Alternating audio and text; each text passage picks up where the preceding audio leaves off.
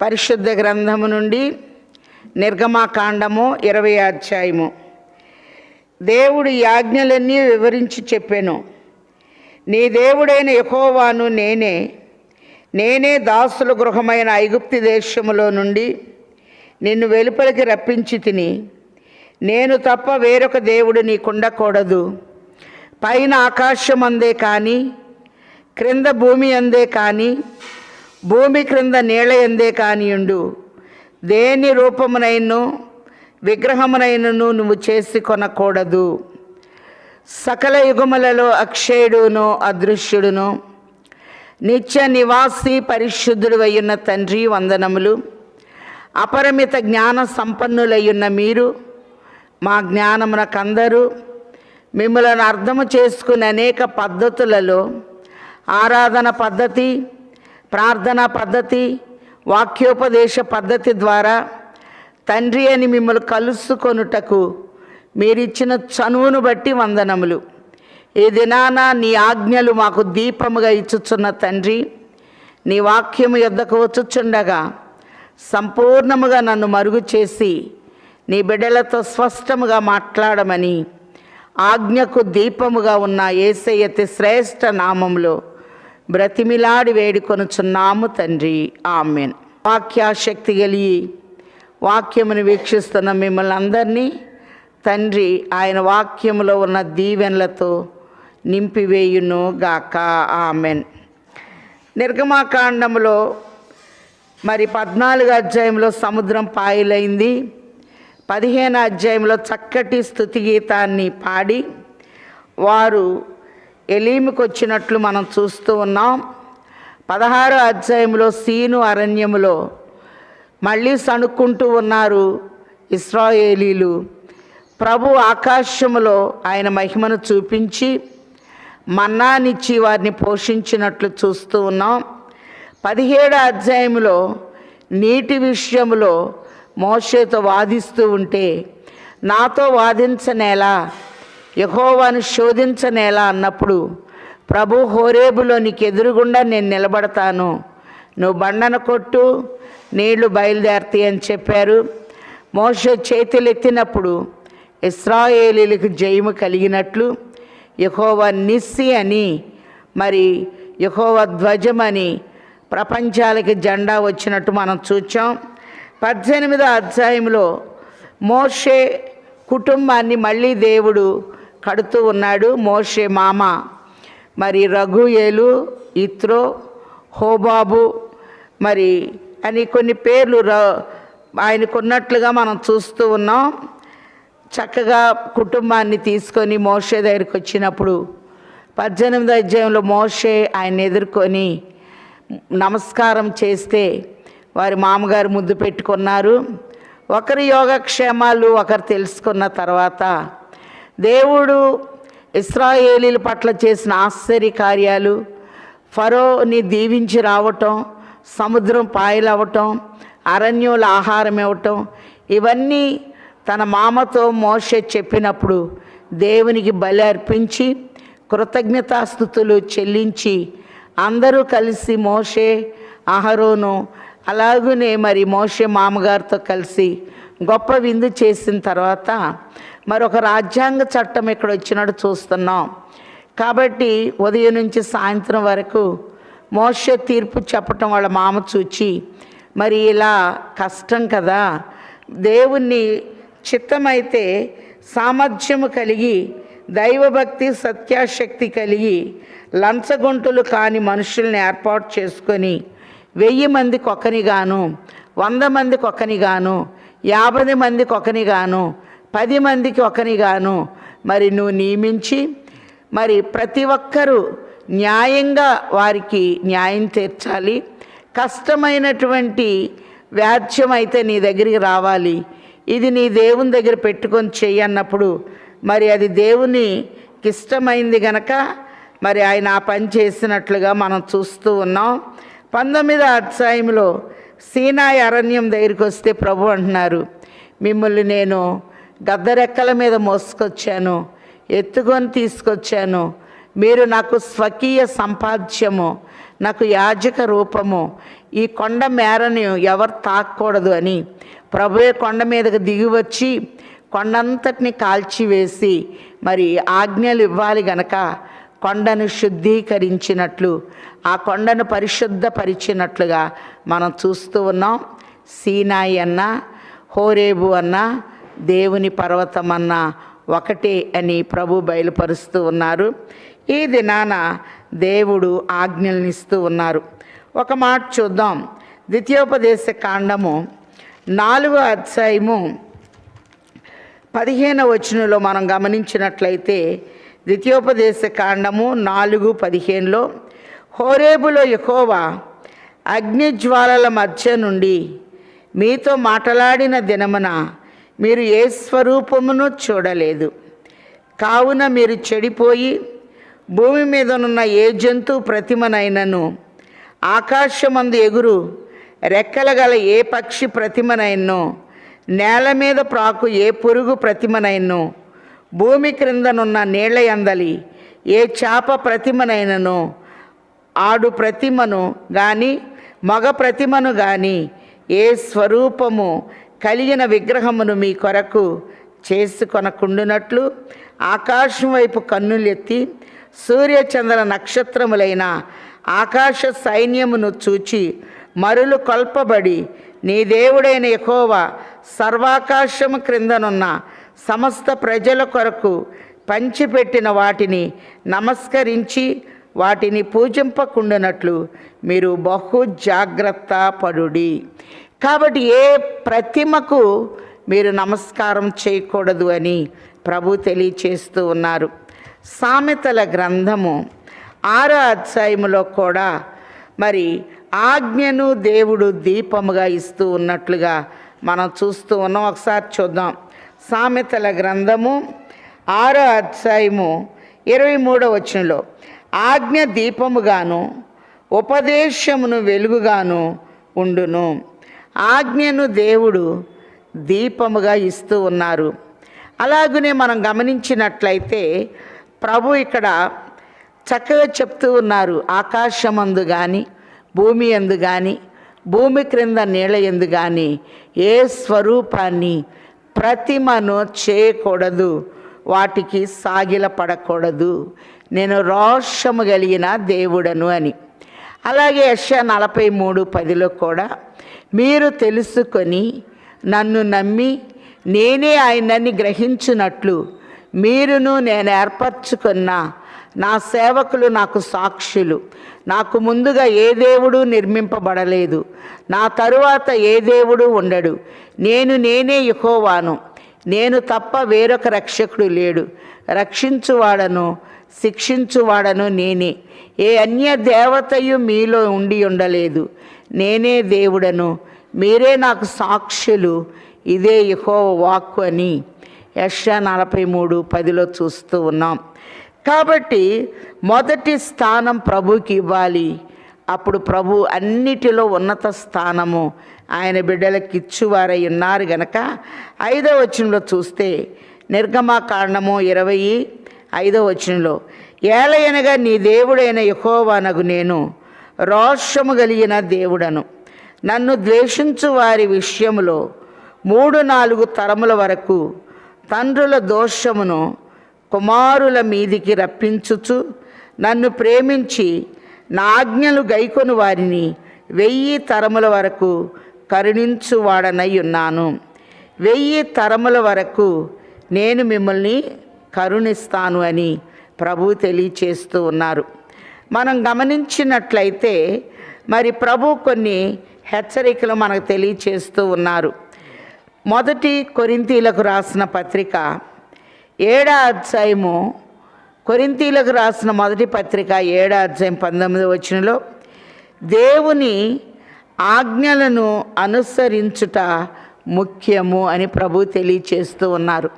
సున్నతి పొందుట ఎందు కానీ పొందకపోవుట ఎందు కానీ కాదు, కానీ దేవుని ఆజ్ఞ దీపముగా ఉన్నట్టు సామెతలు 6:23లో చూచాం. ఆజ్ఞను అనుసరించుట ముఖ్యము అని ప్రభు తెలియచేస్తూ ఉన్నారు. 1 యోహాను పత్రిక 5వ అధ్యాయము 17వ వచనంలో, మరి ఇక్కడ మనం చూచినట్లయితే సకల దుర్నీతియు పాపము అని ప్రభు తెలియచేస్తూ, కానీ మరణకరము కానీ పాపము కలదు అని హెచ్చరిస్తూ ఉన్నారు. యాకోబు పత్రిక 4:17 చూస్తే, మేలైనది చేయనెరిగి ఉండి అలాగూ చేయకపోవుట పాపము అని ప్రభు తెలియచేస్తూ ఉన్నారు. రోమా పత్రిక 7:7 ధర్మశాస్త్రము లేకుంటే పాపం అంటే ఏంటో మనకి తెలిసేది కాదు అని ప్రభు బయలుపరుస్తూ ఉన్నారు. అలాగే మొదటిగా వ్రాతలను గురించి కొన్ని 7 మర్మాలని మనం చూద్దాం. ప్రతిరోజు 7 మర్మాలు ప్రతి అధ్యాయంలో మనం చూస్తూ ఉన్నాం. మొదటి వ్రాత రాతి మీద, అలాగునే కొండంతటిని పరిశుద్ధపరిచారు 19వ అధ్యాయంలో. ఆయనే దిగొచ్చారు, మన ప్రభు దహించు అగ్ని అయి ఉన్నారు. సీనాయి కొండను కాల్చి పలకలను సిద్ధం చేసి అగ్నితో ఆయన చేవ్రాతను ఇచ్చినట్లుగా మనం చూస్తూ ఉన్నాం. 2 పలకలు చెక్కబడినట్లు చూస్తూ ఉన్నాం. 6 ఆజ్ఞలు ఒక పలక మీద, 4 ఆజ్ఞలు ఒక పలక మీద, 10 ఆజ్ఞలు ఇచ్చినట్లు చూస్తూ ఉన్నాం. అలాగే ఆయన వ్రాత మొదటిగా రాతి మీద కనపడుతూ ఉంది, అగ్నితో చెక్కబడినట్లు. రెండవ వ్రాత గోడ పూత మీద, నిర్గమకాండం 20వ అధ్యాయంలో రాతి పలకల మీద అగ్నితో ప్రభు తన వ్రేలుతో రాసినట్లుగా మనం చూస్తూ ఉన్నాం. రెండవ వ్రాత గోడ పూత మీద వ్రాత. దానియేలు గ్రంథము 5వ అధ్యాయము 5వ వచనంలో పరిశుద్ధ స్థలములో ఉన్న పాత్రను పాడు చేసినప్పుడు 1000 మందితో బెల్షస్సరు ద్రాక్షారస విందు చేస్తూ ఉన్నప్పుడు గోడ పూత మీద ఒక వ్రాత వ్రాసినట్లుగా చూస్తూ ఉన్నాం. ఈ వ్రాతని ఎవరు చదువుతారు అంటే, దానియేలు దేవునికి బహు ప్రియమైన వాడు, అతడు ఈ వ్రాతను చదవగలడు అన్నప్పుడు, మరి దానియేలుని పిలిపించినప్పుడు గోడ పూత మీద వ్రాత, దానియేలు గ్రంథం 5:5 ఉన్న వ్రాత, మెనే టెకేల్ ఉపార్సిస్, నిన్ను త్రాసులో పెట్టి తోస్తున్నాను, నువ్వు తక్కువగా కనపడ్డావు. పరిశుద్ధ పాత్ర ఎప్పుడైతే అపవిత్రం చేశారో తక్కువైపోయారు అని బెల్షస్సరుకు చెప్పినప్పుడు ఆ రాత్రి అతడు హతుడైనట్లుగా చూస్తూ ఉన్నాం. 3వ వ్రాత విమోచనని చూపిస్తూ ఉంది. మొదటి రాత మరి ఆజ్ఞల్నిస్తూ మరి 1000 తరాల వరకు దీవెన, గోడ పూత మీద వ్రాత సరిచేస్తూ ఉంది. అలాగునే నేల మీద వ్రాత విమోచనని చూపిస్తూ ఉంది. మనం చూస్తే యోహాను సువార్త 8వ అధ్యాయములో ఒక స్త్రీని తీసుకొచ్చారు 6వ వచనంలో. ఈమె తప్పు చేస్తూ ఉంటే పట్టుకున్నాం. మోషే ధర్మశాస్త్ర ప్రకారము రాళ్లతో కొట్టి చంపాలని ఉంది కదా అని స్త్రీనే తెచ్చారు కానీ పురుషుని తేలేదు. యేసు వంగి నేల మీద ఏమో వ్రాయిచుండెను. మీలో తప్పు లేని వారు మొదటిగా ఆ మీద వ్రాయి వేయండి అంటే, ఎవరు రాయి కోసం వంగిన ఆ వ్రాత కనపడుతూ ఉంది వారి జీవిత విధానము. రాళ్ళన్నీ అక్కడ వదిలేశారు. అమ్మ, నీకెవ్వరూ శిక్ష విధించలేదా? నేను కూడా విధించను, ఇక పాపము చెయ్యొద్దు అని ప్రభు చెప్పినట్టు చూస్తున్నాం. 4వ వ్రాత హృదయంలో వ్రాయబడుతూ ఉంది. కొరింథీలకు రాసిన 2వ పత్రిక 3వ అధ్యాయము 3వ వచనంలో, రాతి మీద కానీ సిరాతో కానీ వ్రాయబడక మెత్తని మీ హృదయములు క్రీస్తుకు పత్రికలై ఉండాలి అని హృదయం మీద ఒక వ్రాతను మనం చూస్తూ ఉన్నాం. మన హృదయంలో ప్రభువుని ఎప్పుడైతే దాచుకుంటామో, ఆయన మాటల్ని మన హృదయంలో ఎప్పుడైతే ముద్రించుకుంటామో, మనం క్రీస్తుకు పత్రికలై ఉంటాము అని ప్రభు తెలియచేస్తూ ఉన్నారు. 5వ వ్రాత మ్రాని మీద వ్రాత. యోహాను సువార్త 19:19 మరి రోమా గవర్నర్గా పిలాతు ఉన్నాడు గనక యూదులకు రాజు అని పై విలాసము వ్రాయించి శిలువ పై భాగములో పెట్టించినట్లుగా చూస్తున్నాం. అలా కాదు, యూదుల రాజని చెప్పుకుంటున్నాడని రాయమంటే నేను రాసింది ఏదో రాశాను, దాన్ని మళ్ళీ నేను తుడపను అని మ్రాను మీద వ్రాత కనపడుతూ ఉంది. అలాగనే మనం చూస్తే 6వ వ్రాత కర్ర మీద కనపడుతూ ఉంది. సంఖ్యాకాండం 17వ అధ్యాయంలో 12 గోత్రాల కర్రలను తీసుకొని లేవి గోత్రానికి అహరోను పేరు రాసి పరిశుద్ధ స్థలములో మందసములో ఉంచమన్నప్పుడు మరి లేవి గోత్రము కర్ర మీద అహరోను పేరు రాసి పెట్టినప్పుడు అహరోను కర్ర చిగురించి పుష్పించి ఫలాలను చూపించినట్లు సంఖ్యాకాండం 17వ అధ్యాయము 3 నుండి 8 వచనాల్లో మనకు కనపడుతూ ఉంది. ఎండిపోయిన కర్ర చిగురించింది. ప్రభు సన్నిధికి వస్తే వెండిపోయిన మన ఆశలు ఉజ్జింపచేయువారై ఉన్నారు. 7వ వ్రాత కాగితం మీద జీవ గ్రంథములో ప్రకటన గ్రంథము 3వ అధ్యాయము 5వ వచనంలో చూస్తే మరి ప్రభుతో సంచరిస్తూ ఉంటే తెల్లని వస్త్రములు కలవారై ఆయనతో సంచరించినప్పుడు జీవ గ్రంథములో ఒక వ్రాత రాయబడుతూ ఉంది. ఈ జీవ గ్రంథములో వ్రాత మరి ప్రభు నా తండ్రి ఎదుట ఆయన దూతల ఎదుట మీరు నా బిడ్డలని నేను ఒప్పుకుంటానని ప్రభు తెలియచేస్తూ ఉన్నారు. కాబట్టి మన ప్రయాసంతా ఆయన గ్రంథములో మన పేరు అనేది ఉండాలి. ప్రకటన గ్రంథము 2వ అధ్యాయము 17లో చూస్తున్నాం. జయించు వానికి మరుగై ఉన్న మన్నానిస్తాను, ఒక తెల్ల రాతినిస్తాను, చెక్కబడిన క్రొత్త పేరుంటుంది, పొందిన వానికే కానీ మరి ఎవనికి తెలియదు అని ప్రభు తెలియచేస్తూ ఉన్నారు. అలాగనే మనం చూచినట్లయితే ప్రభు చక్కగా మనకు బయలుపరుస్తూ ఉన్నారు. మొదటి ఆజ్ఞ ప్రథమ స్థానం ప్రభువుకి ఇస్తే మరి 20వ అధ్యాయం 6వ వచనంలో నన్ను ప్రేమించి నా ఆజ్ఞలు గైకొని వారికి 1000 తరముల వరకు కరుణించువాడనై ఉన్నాను. 1000 తరాల వరకు ఆయన మాటలను గౌరవిస్తే దీవెన అనేది వచ్చి వేస్తుందని ప్రభు తెలియచేస్తూ ఉన్నారు. 2వ ఆజ్ఞను మనం చూస్తే 7వ వచనంలో నీ దేవుడైన యెహోవా నామమును వ్యర్థముగా ఉచ్చరింపకూడదు, యెహోవా తన నామమును వ్యర్థముగా నుచ్చరించు వాణ్ణి నిర్దోషిగా ఎంచడు. నీ మాట అవునంటే అవును, కాదంటే కాదు. కనుక ప్రభు యొక్క నామాన్ని వ్యర్థముగా ఉచ్చరింపకూడదు.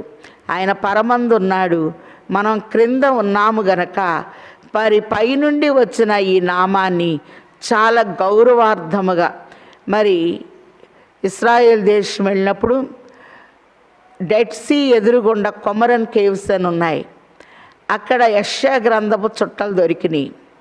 యెహోవా అనే మాట రాయటానికి వారు ఇంకుతో నింపి ఆ ఒక్క మాట యావే అనే మాట రాయటానికి వారు స్నానం చేసి ఆ మాటనే వ్రాసేవారట.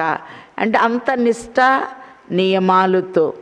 అందుకే వ్యర్థముగా ప్రభు యొక్క నామాన్ని ఉచ్చరింపకూడదు అని ప్రభు తెలియచేస్తూ ఉన్నారు. అందుకే కొత్త నిబంధనలో చూస్తున్నాం కదా, దేవుని మాటలు వెండి అంత పవిత్రములు. కాబట్టి పందుల ఎదుట ముత్యాలని వేయవద్దు అని ప్రభు తెలియచేస్తూ ఉన్నారు గనక మరి ఎక్కడ పడితే అక్కడ ఆయన మాటల్ని వాడకూడదు. మొదటి కీర్తనలో దుష్టుల ఆలోచన చొప్పున నడవక, పాపుల మార్గమున నిలువక, అపహాసకులు కూర్చుండు చోటున కూర్చుండక, దివారాత్రులు ఆయన ధర్మశాస్త్రమును ధ్యానించువారు ధన్యులు అని చూస్తూ ఉన్నాము గనక దేవుణ్ణి ఆరాధన స్థలములోనే ఆయన ఆరాధించాలి.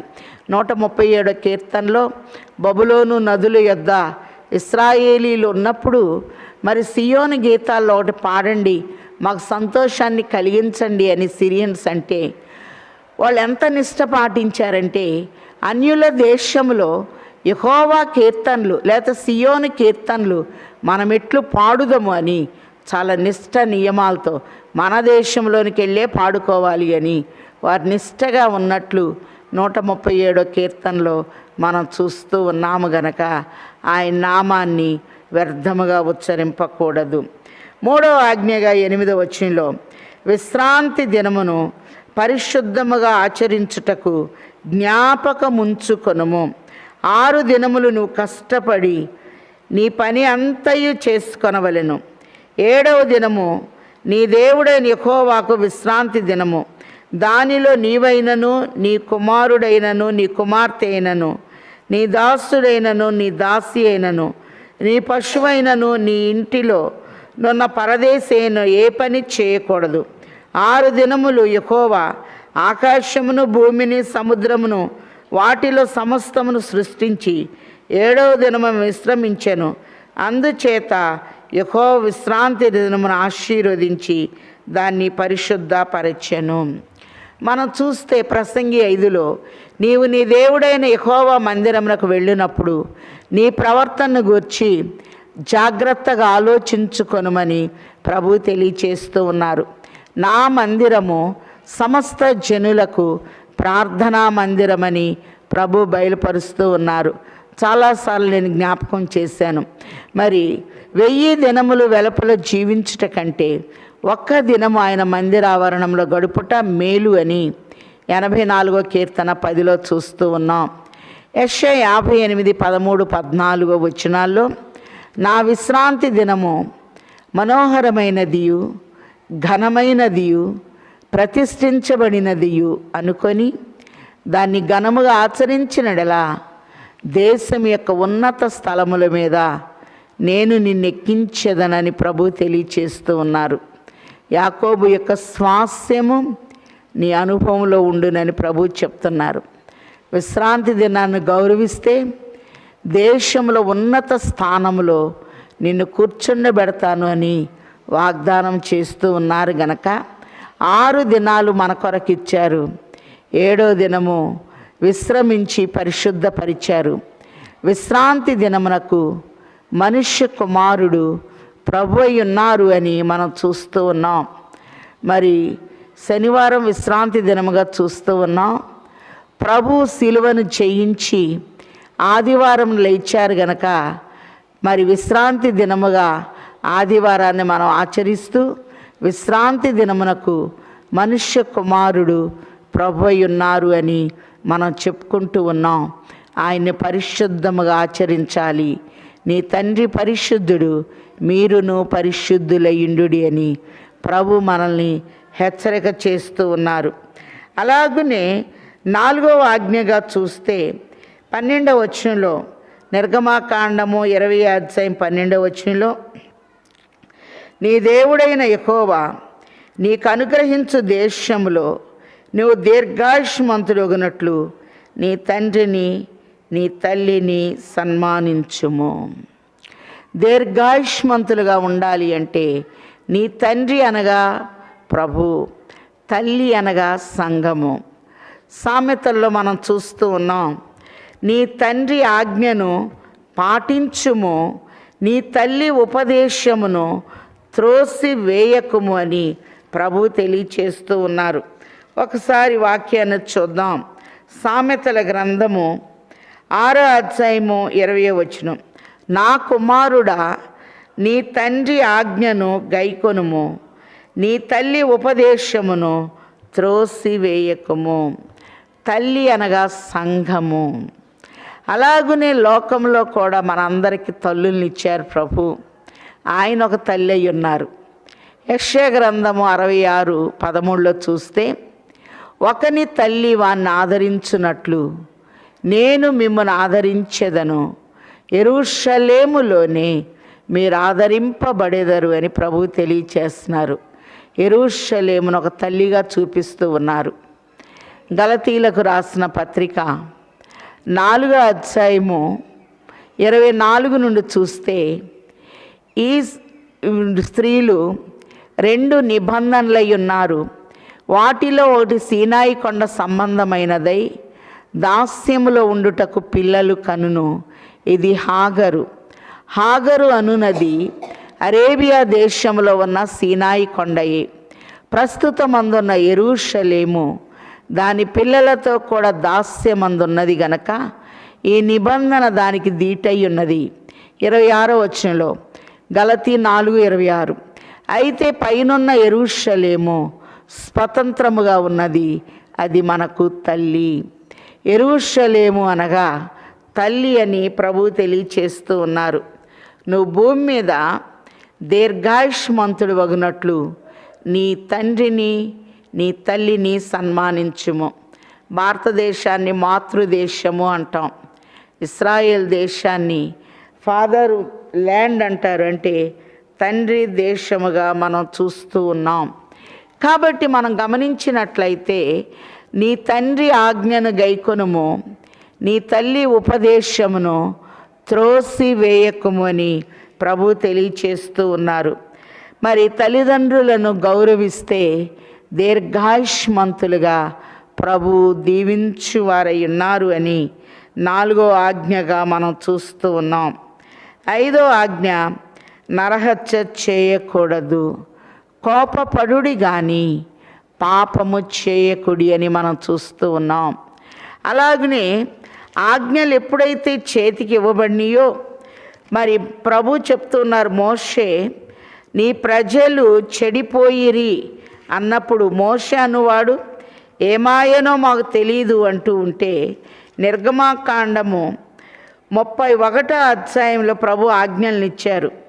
ఒకసారి చూద్దాం. నిర్గమాకాండం 31:18వ వచనంలో మరియు ఆయన సీనాయి కొండ మీద మోషేతో మాటలాట చాలించిన తరువాత ఆయన తన శాసనములు గల 2 పలకలను అనగా దేవుని వ్రేలితో వ్రాయబడిన రాతి పలకలను అతనికిచ్చెను.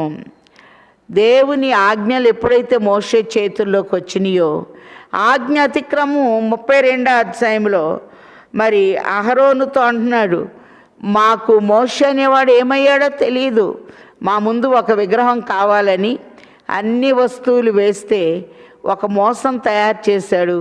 ఒకడు దూడని వారు తయారు చేసి, ఓ ఇశ్రాయేలు, ఐగుప్తులో నుండి మమ్మల్ని తీసుకొచ్చింది ఇదే అని నమస్కారం చేస్తూ తిని తాగుతున్నట్లుగా డ్యాన్స్లు వేస్తూ ఉన్నారు. 32వ అధ్యాయంలో 32వ అధ్యాయంలో ఆజ్ఞలు దెబ్బతిన్నాయి, ఆజ్ఞలు పగిలిపోయినాయి, విచ్చలవిడితనం వచ్చింది.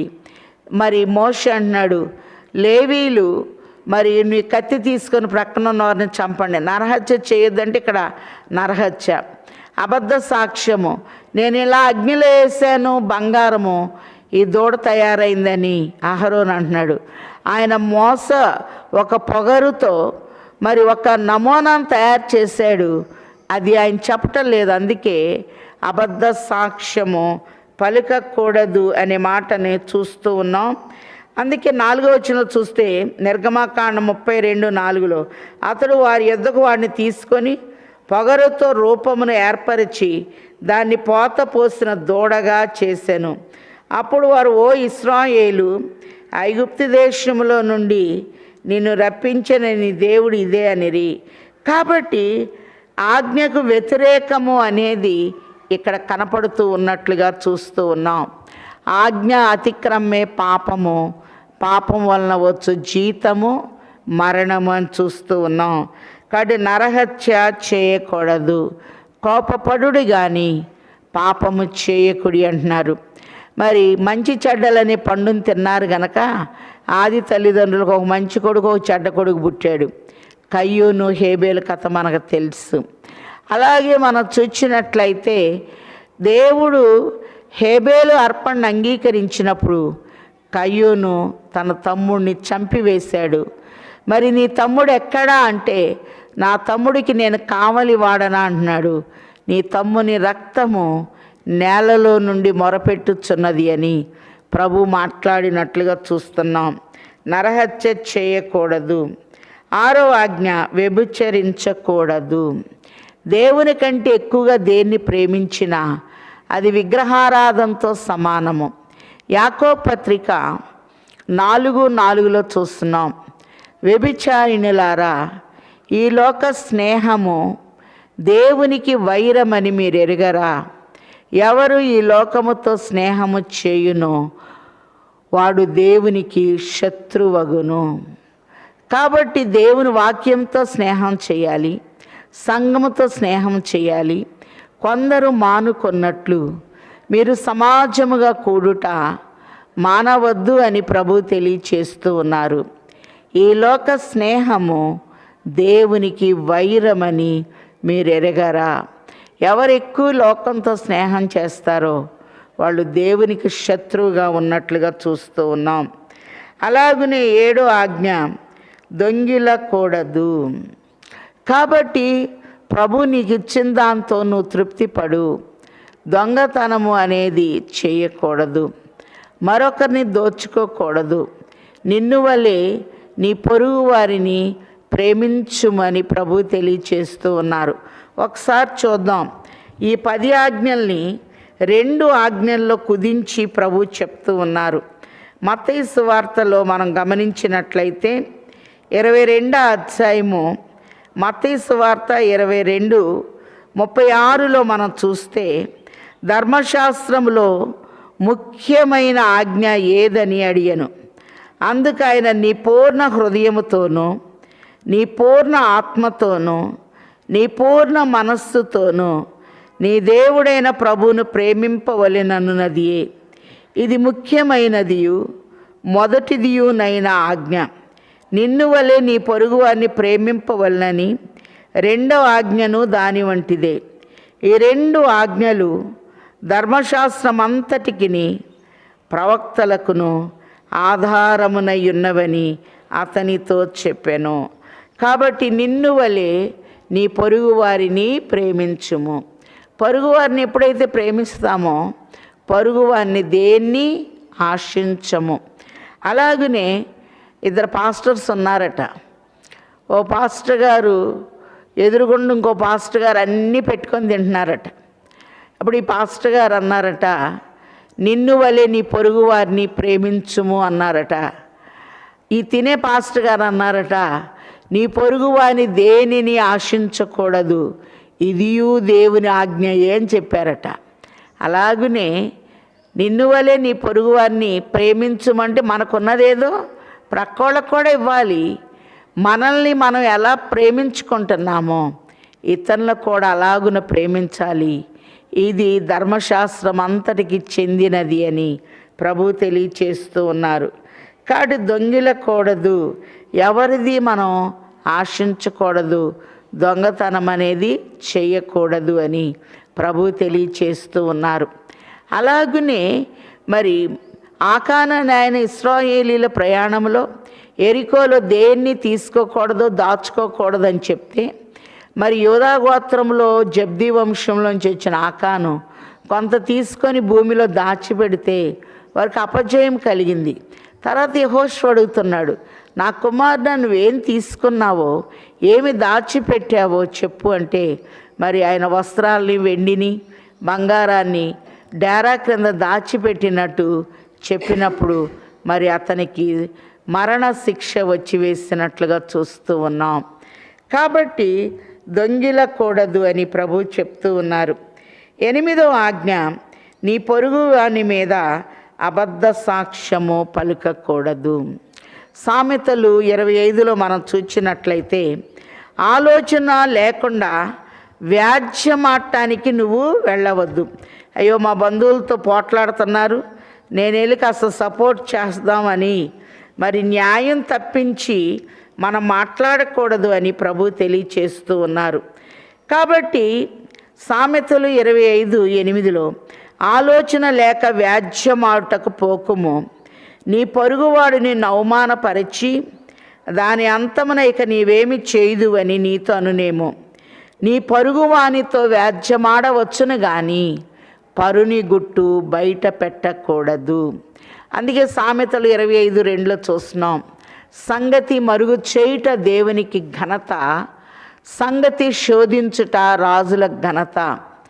ఆకాశం ఎత్తు, భూమి లోతు, రాజు మనస్సులోని అభిప్రాయములు అగోచరమని మనం చూస్తూ ఉన్నాము గనక అబద్ధ సాక్ష్యము పలుకకూడదు. అలాగనే దావీదు కుమారుడైన అబ్షాలోముకి అహీతోపేలు అనే ఆయన మరి చాలా చెడ్డ తలంపులు ఇచ్చేవాడట. నీ తండ్రి ఉపపత్నుల దగ్గరికి వెళ్ళు అని మరి అనకూడని మాట అంటే దావీదుకి ఈ విషయం తెలుసో ప్రార్థన చేశాడు, ప్రభా అహీతోపేల ఆలోచన చెదరగొట్టు అని. అలాగని ఇక్కడ మనం గమనించినట్లయితే నీ పొరుగు వాని మీద అబద్ధ సాక్ష్యము పలుకకూడదు. 9వ ఆజ్ఞ, నీ పొరుగు వాని ఇల్లు ఆశింపకూడదు. మరి ఇశ్రాయేలు రాజుగా ఉన్న ఆహాబు తన భార్య మాట విని, యెజెబెలు మాట విని, యెజెబెలు అబద్ధ సాక్షుల్ని పెట్టించి నాబోతు తోటను ఆక్రమించి రాళ్లతో చంపించినట్టు చూస్తూ ఉన్నాం. కనుక ఆ శాపం వారి కుటుంబాల మీదకి వచ్చి తన తర్వాత తరములో ఆహాబు కుటుంబంలో నపుంసకులు వచ్చి వేసినట్లుగా మనం చూస్తూ ఉన్నాం. కానీ యెజెబెలు రక్తాన్ని కుక్కలు నాకినట్లుగా చూస్తూ ఉన్నాం. అబద్ధ సాక్ష్యము చెప్పించింది. నాబోతు తోటను ఆశించి నా పిత్రార్జితమును నేను నీకెందుకు అమ్మాలి అని ఆయన మాట్లాడినందుకు అబద్ధ సాక్షులను ఏర్పాటు చేసినట్లుగా మనం చూస్తూ ఉన్నాం. అలాగని ఇక్కడ చెప్తూ ఉన్నారు, నీ పొరుగు వాని మరి ఇల్లు ఆశింపకూడదు. కాబట్టి ఇస్తే కొనుక్కో, తీసుకో, కానీ మరి ఏది కూడా ఆశించి వాళ్ళకి లేకుండా నాకే ఉండాలని మనం ఎప్పుడు అనుకోకూడదు. నిన్ను వలె నీ పొరుగు వారిని ప్రేమించుమని ప్రభు తెలియచేస్తూ ఉన్నారు. 10వ ఆజ్ఞ 17వ వచనంలో, నీ పొరుగు వాని భార్యనైన్ను, అతని దాసునైన్ను, అతని దాసినైన్ను, అతని ఎద్దునైన్ను, అతని గాడిదనైన్ను, నీ పొరుగు వానిదగు దేనినైన్ను ఆశింపకూడదు అని చెప్పాను. కాబట్టి ఏది కూడా ఆశించకూడదు. ప్రభువుని మనం అడగాలి. కీర్తన 2:7-8 వచనాల్లో చూస్తున్నాం కదా, కట్టడు నేను నీకు వివరించేదను, నీవు నా కుమారుడవు, నేడు నేను నిన్ను కనియున్నాను, నన్ను అడుగుము, జనములను నీకు స్వాస్యముగా, భూమిని దిగంతముల వరకు నీకు సొత్తుగా ఇచ్చేదను అని ప్రభువు తెలియచేస్తూ ఉన్నారు.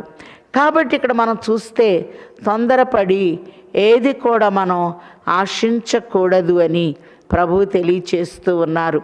అలాగనే సుషాను కోటలో ఉన్నటువంటి హామాను నమస్కారం చేయలేదు అని చెప్పి యోధాజాతినే లేకుండా చేయాలి అనుకున్నారు. కానీ ఎస్తేరు ప్రార్థించింది, మొర్దెకై ప్రార్థించారు. దేవుని మీద వీరు ఆధారపడినప్పుడు దేవుడు వారిని ఘనముగా చూపించారు. రాజుకు నిద్ర పట్టకుండా చేసి మరి సమాచార గ్రంథంలో మొర్దెకై పేరు నమోదైనట్టు చూస్తున్నాం.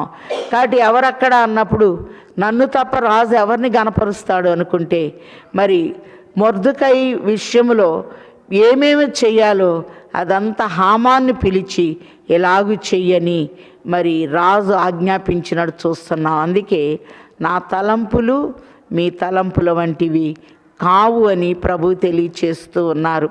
అలాగనే మొర్దెకై హామాన్నే లేకుండా చేయాలనుకున్నాడు, యోధాజాతిని మొర్దెకైని లేకుండా చేయాలనుకున్నాడు మరి హామాను. అలాగనే రాణి అయిన ఎస్తేరుని కానీ యూదుల జాతి లేకుండా చేయాలనుకున్నాడు. కానీ దేవుడు తన బిడ్డల పక్షముగా న్యాయము తీర్చినట్లుగా మనం చూస్తూ ఉన్నాం.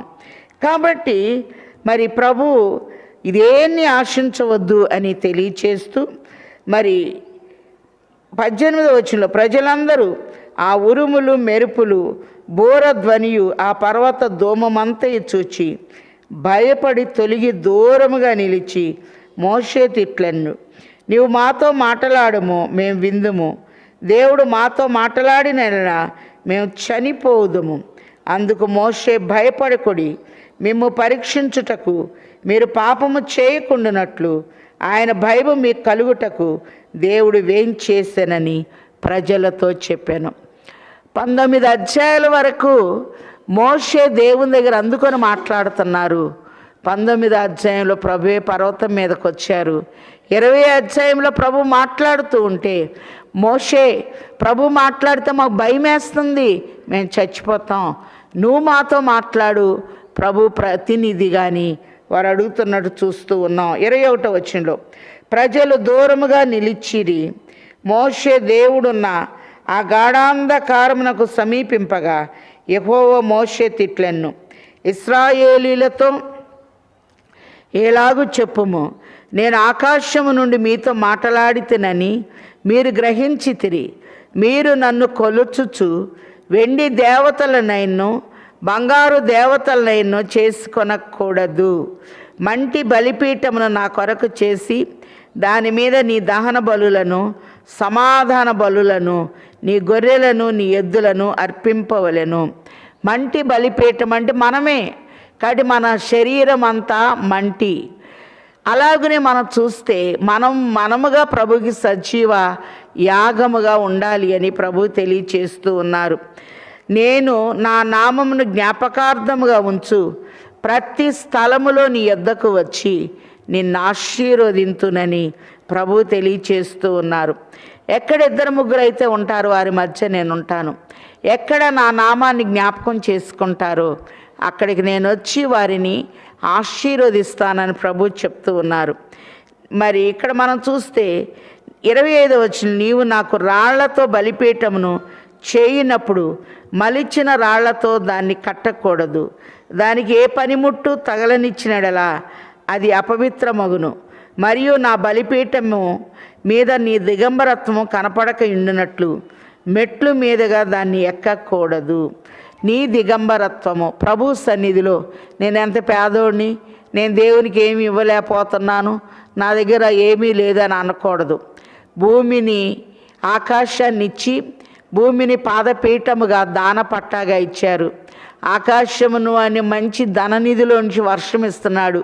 భూమిలో ఉన్న లోహాలన్నీ మనకి సొత్తుగా భోషణాలుగా ప్రభు ఇస్తూ ఉన్నారు.